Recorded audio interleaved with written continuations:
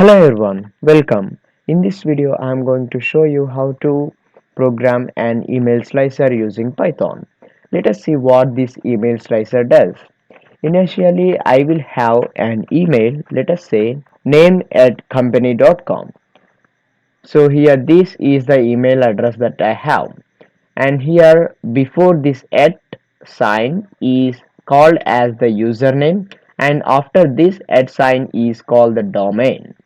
So in this email slicer, we have to separate this username and the domain, and we have to print them separately if we have an email as input.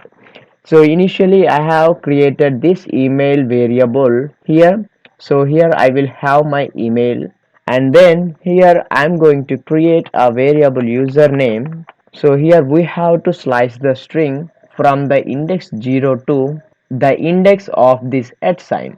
So to get the index of that at sign, I'm going to create a new variable. Let's say index is equals to email dot index of at. So here this is the variable that is having the value of the index of this at sign, and here in this username we have to slice that email up to this index. And here we have to remember that we should add this email dot strip so that it ignores the spaces in an email.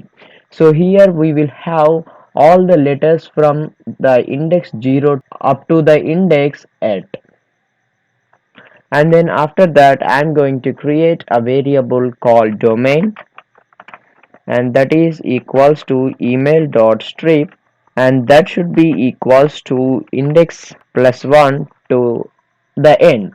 So here the reason that I have added this index plus 1 is that we have to consider the letters from after this at sign. So here we have not to consider this at sign.